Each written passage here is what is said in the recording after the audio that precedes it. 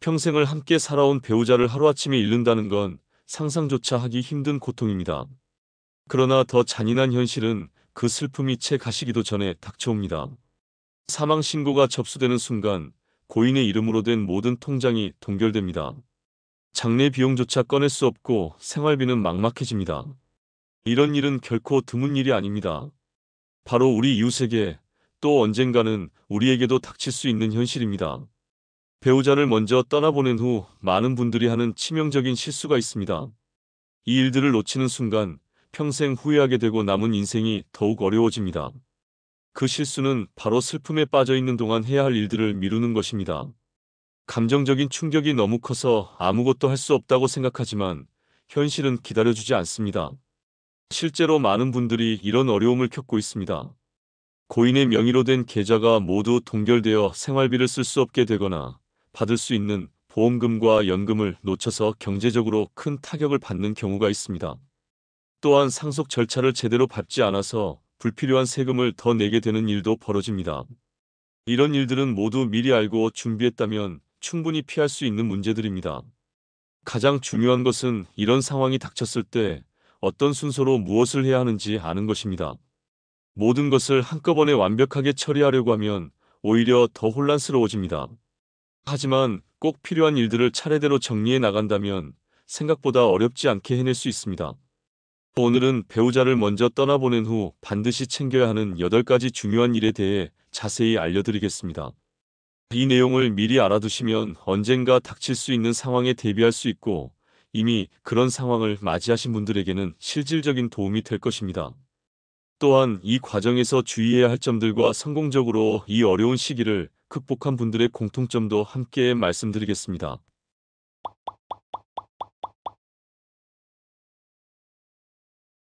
배우자가 세상을 떠났을 때 가장 먼저 마주하게 되는 현실적인 문제는 바로 돈과 관련된 일입니다.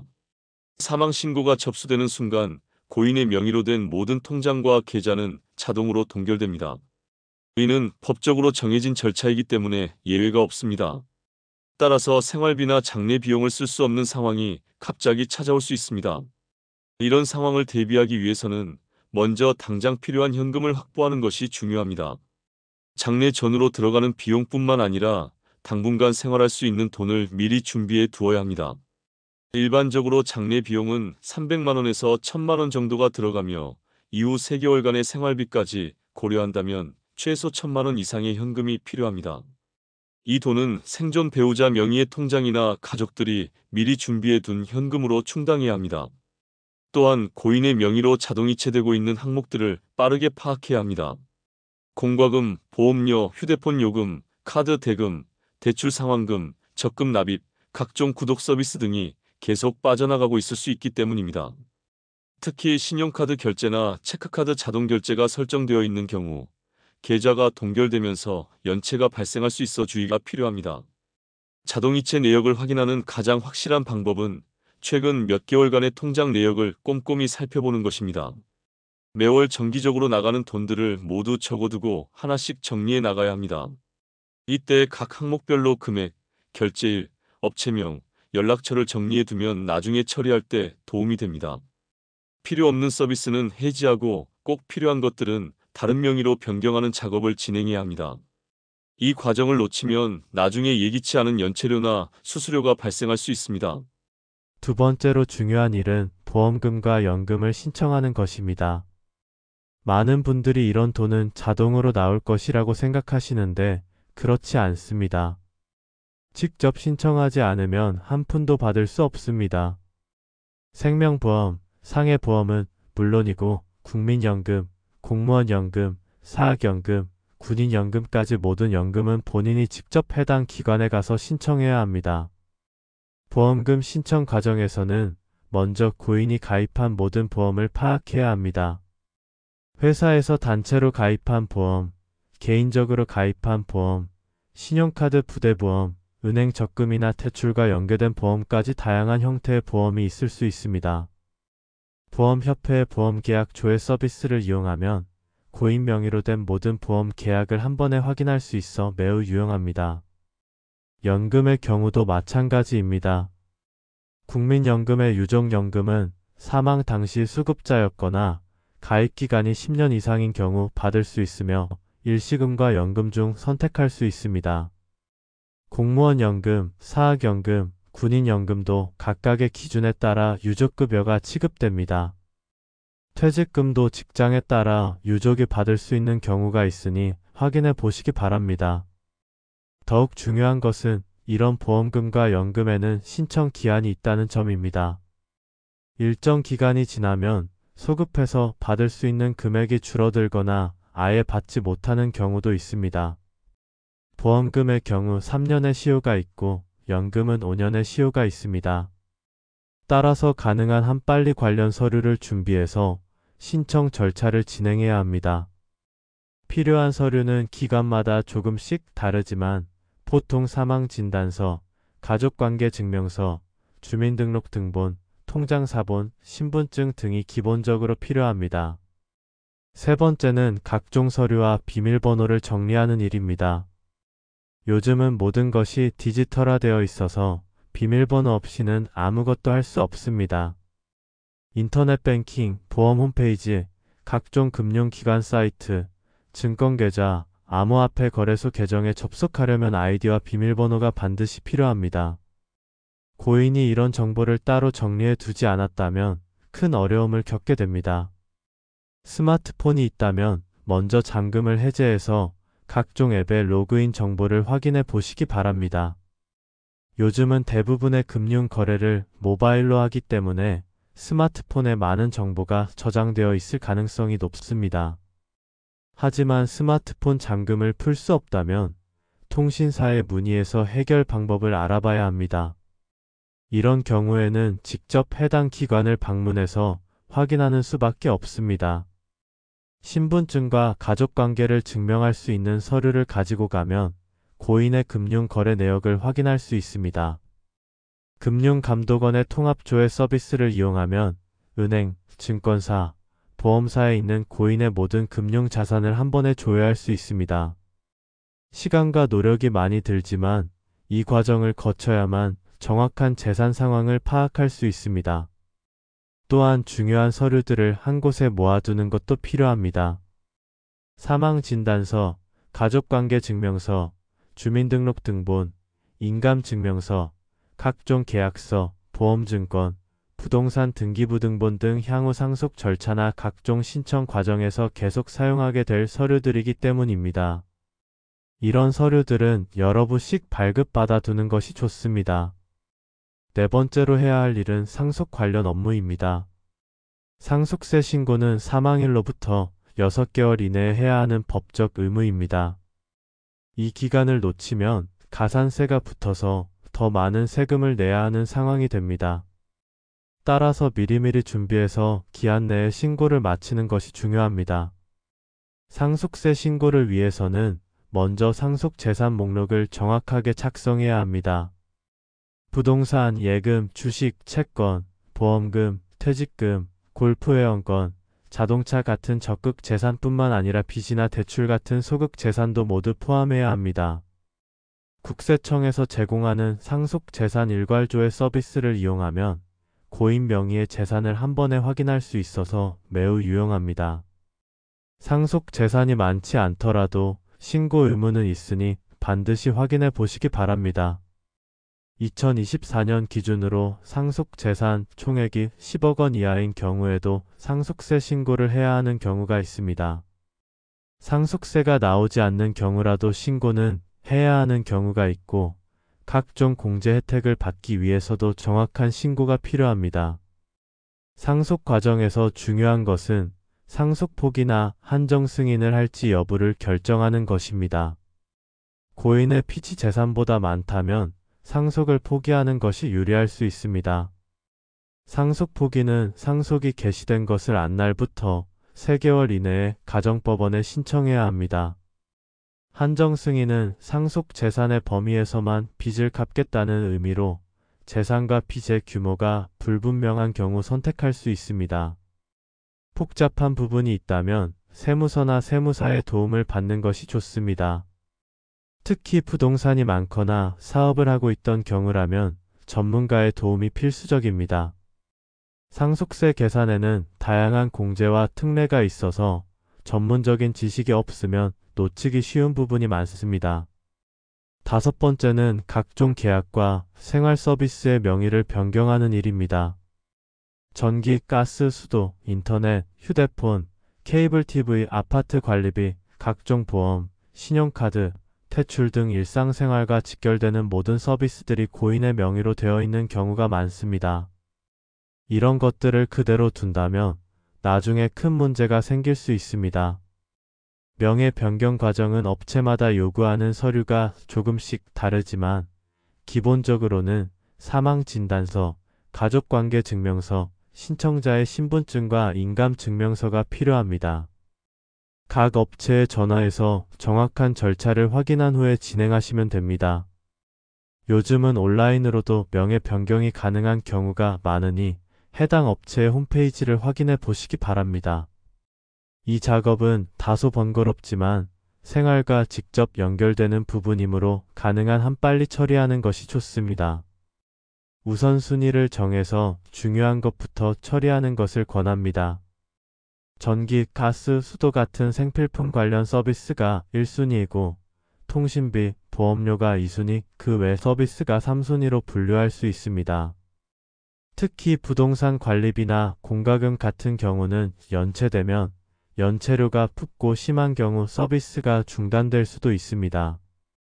또한 고인이 가입했던 각종 멤버십이나 구독 서비스도 확인해서 불필요한 것들은 해지하는 것이 좋습니다. 헬스클럽, 골프장, 각종 온라인 구독 서비스 등이 여기에 해당합니다. 신용카드의 경우는 특별한 주의가 필요합니다. 가족카드를 사용하고 있었다면 주계약이 해지되면서 함께 사용할 수 없게 됩니다. 따라서 미리 다른 카드를 준비해 두거나 새로 신청해야 합니다. 또한 고인의 카드에 적립된 포인트나 마일리지가 있다면 가능한 범위에서 사용하거나 이전하는 것이 좋습니다. 여섯 번째로 중요한 것은 건강보험 관련 업무입니다.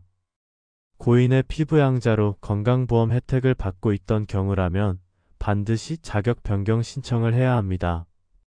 이를 놓치면 건강보험 혜택이 중단되거나 뒤늦게 높은 보험료를 한꺼번에 내야 하는 상황이 생길 수 있습니다. 건강보험 자격 변경은 크게 두 가지 방향으로 진행할 수 있습니다. 하나는 지역가입자로 전환하는 것이고 다른 하나는 다른 가족의 피부양자로 변경하는 것입니다. 본인의 소득이나 재산 상황, 다른 가족들의 상황을 종합적으로 고려해서 더 유리한 쪽을 선택하면 됩니다. 건강보험공단에 문의하거나 온라인으로 보험료를 비교해 볼 수 있습니다. 또한 고인의 마지막 병원비나 미납 의료비가 있는지도 확인해야 합니다. 장기간 치료를 받았던 경우라면 상당한 금액이 남아있을 수 있습니다. 이런 비용들도 상속 과정에서 고려해야 할 요소이므로 정확하게 파악해 두는 것이 필요합니다. 의료비는 상속세 계산 시 채무로 인정되어 상속 재산에서 차감할 수 있습니다. 일곱 번째는 법적 절차와 관련된 업무들입니다. 고인이 소송에 연루되어 있었거나 계약상의 의무가 남아있는 경우 이를 처리해야 합니다. 임대차 계약, 사업상 계약, 보증관계 등이 여기에 해당합니다. 이런 법적 관계는 상속인에게 그대로 승계되므로 반드시 확인하고 대응해야 합니다. 특히 고인이 사업을 하고 있었거나 개인 사업자였다면 사업 관련 업무도 정리해야 합니다. 사업자 등록 정리, 세금 신고, 직원들의 급여와 퇴직금 지급, 거래처와의 정산 등 복잡한 업무가 기다리고 있을 수 있습니다. 이런 경우에는 세무사나 노무사 같은 전문가의 도움을 받는 것이 좋습니다.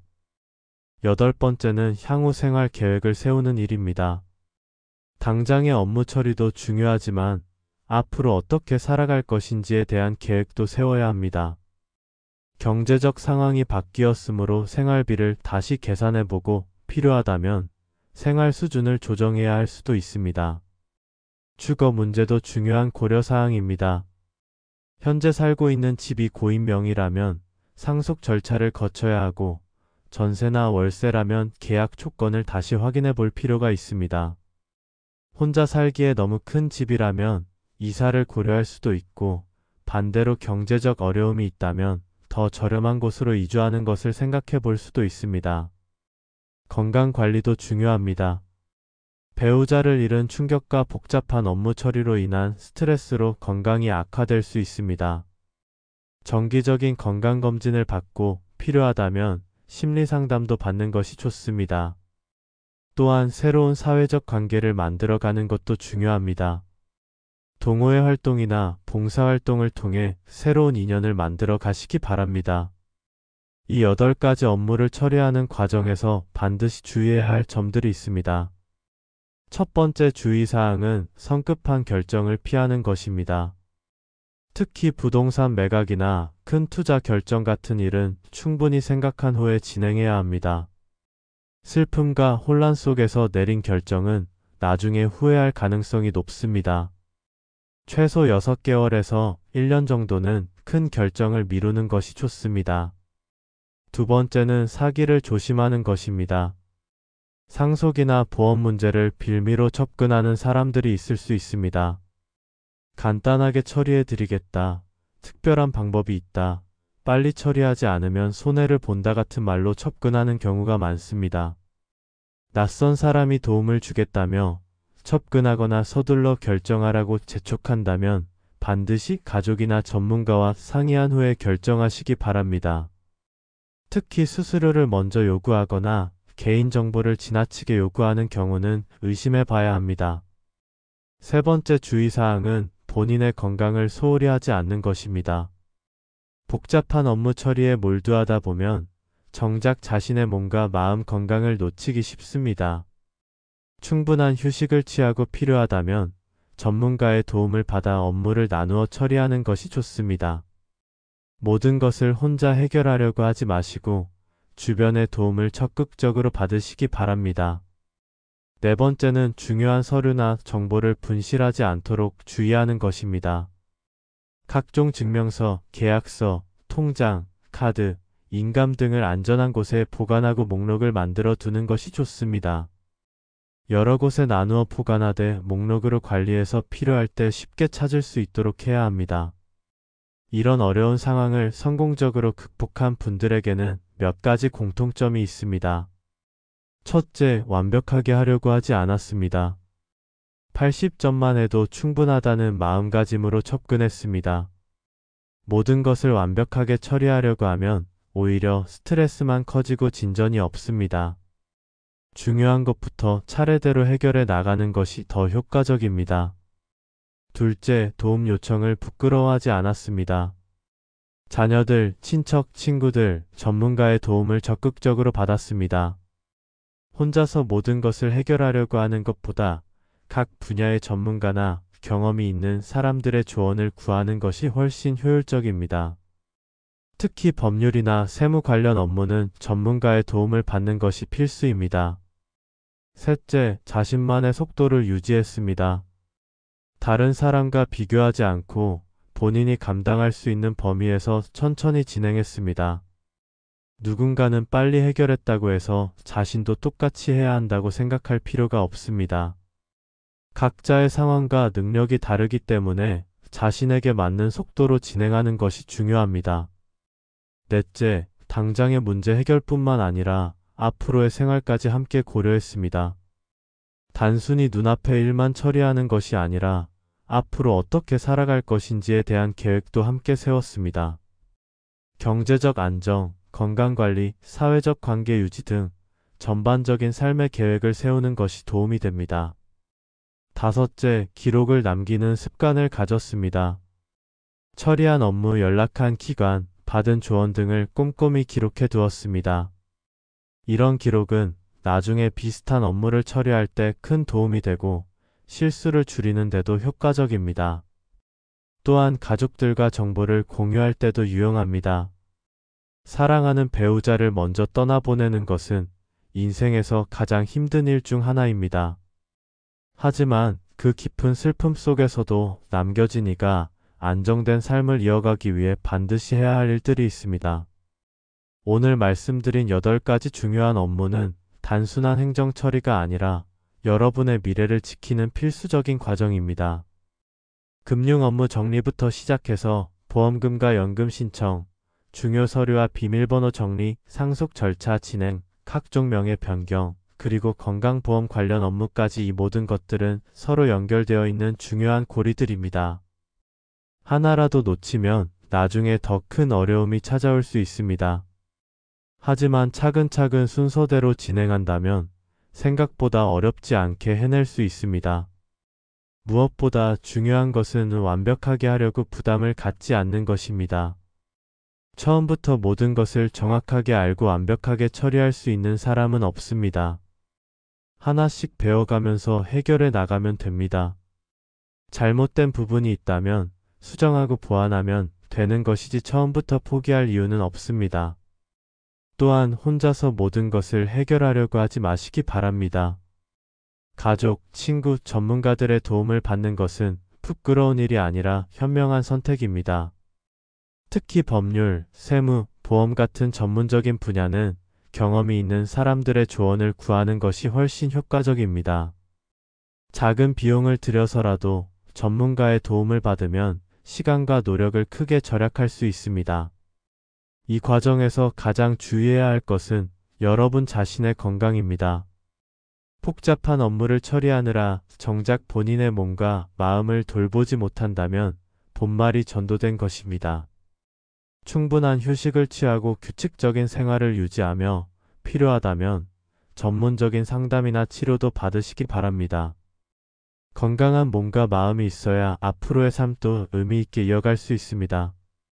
슬픔이 아무리 크더라도 삶은 계속 이어져야 합니다. 그리고 그 삶이 안정되고 의미 있게 이어지려면 지금 해야 할 일들을 제대로 해내는 것이 필요합니다. 오늘 말씀드린 내용들이 여러분에게 실질적인 도움이 되기를 바랍니다.